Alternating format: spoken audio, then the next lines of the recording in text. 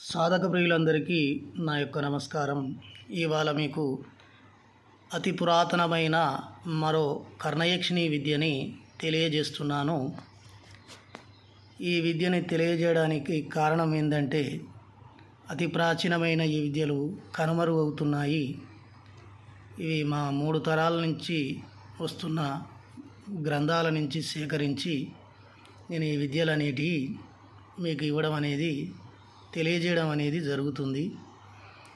అంటే కొంతమంది మేధావులు అన్ని మంత్రాలు నువ్వు సిద్ధి పొందావా అని నాకు యక్ష ప్రశ్నలు వేయడం జరుగుతుంది.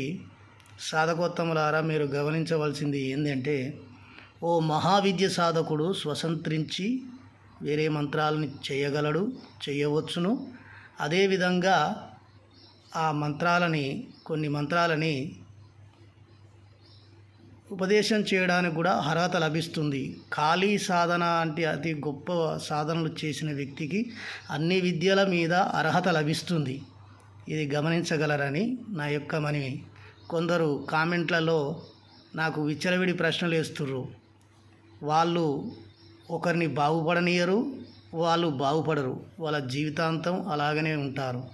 ఎందుకంటే మహావిద్య సాధకులతోని వాళ్ళని ఢీకొని వాళ్ళ హృదయాలని గాయపరిస్తే వాళ్ళ జీవితం ఎంత చిన్న భిన్నం అవుతుందనేది త్వరలోనే వాళ్ళు తెలుసుకోగలుగుతారు. కాబట్టి సాధక ప్రియులారా, ఈ మంత్రాలని నేను తెలియజేస్తున్నాను. నేను ఎంతోమందికి మంత్రోపదేశాలు అనేది చేయడం జరుగుతుంది. అదేవిధంగా ఈ విద్యలు ఎవరికైనా ఒకరికి ఉపయోగపడ్డా చాలు.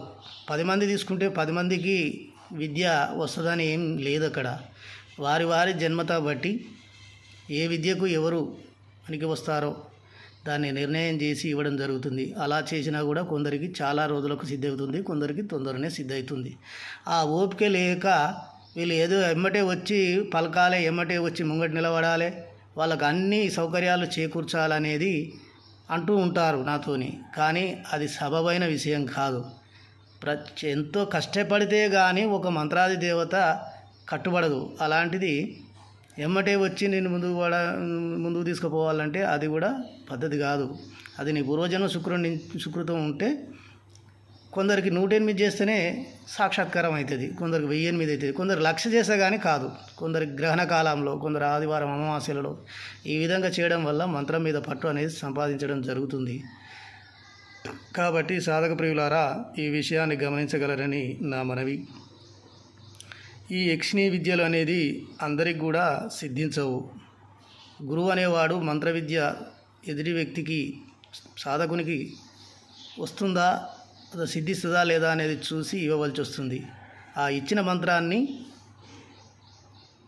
ఎంతో ప్రయాసపడి నేర్చుకుంటే ఆ విద్య అనేది పట్టుబడుతుంది. ఆ తర్వాత తప్పకుండా ఎదగడం అనేది మనిషి జరుగుతుంటుంది. ఆ దేవత అన్ని రకాలుగా ఉన్నత స్థాయికి తీసుకుపోతుంది.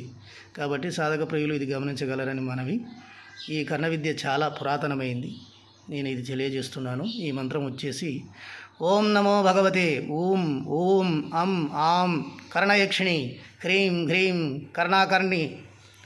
కర్ణాకర్షణి అం ఆం కర్ణభాషిణి కమలకరాయ కర్ణయక్షిణి శ్రీం హ్రీం ఓం ఓం అం ఆం ఓం ఓం కర్ణాకర్ణయ యక్షిణి స్వాహ. ఈ మంత్రం ఈ విధంగా ఉంది.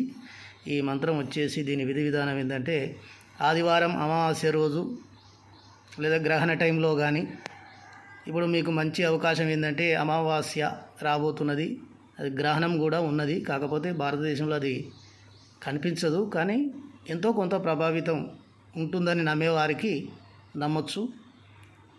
ఆ రోజు మంత్రాన్ని మొదలు పెడుతూ సాధన చేస్తూ గ్రహణ కాలంలో కానీ ఆదివారం అమావాస్యలో కానీ చేసుకుంటే కొందరికి వెంటనే రావచ్చు, అందులో ఇబ్బంది ఏం లేదు. కాబట్టి సాధన చేయడానికి మీకు అద్భుతమైన అవకాశం అనేది ఇప్పుడు అమావాస్య వస్తుంది 29కి. కాబట్టి ఆ రోజు మీరు ప్రారంభించవచ్చు. వాస్తవ విధి విధానం, ఆదివారం అమావాస్య రోజు పారుతున్న నీళ్ళలో దిగి మంత్రమును 1108 సార్లు జపించాలి రుద్రాక్షమాలతో. చేసుకుంటే కర్ణయక్షిని స్వాధీనమవును, ప్రతి విషయం చెవిలో చెప్పును, ఎదుటివారి భవిష్యత్తును పూర్తిగా చెప్పగలము. ఈ విధంగా ఉంది. ఈ మంత్రము కరెక్టే, ఈ విధి విధానము కరెక్టే. కాబట్టి ఈ కలియుగం కాబట్టి ఒకటికి 4 రెట్లు చేయవలసి వస్తుంటుంది. కాకపోతే ఈ మంత్రాలు తొందరనే పలకడం అనేది జరుగుతుంది.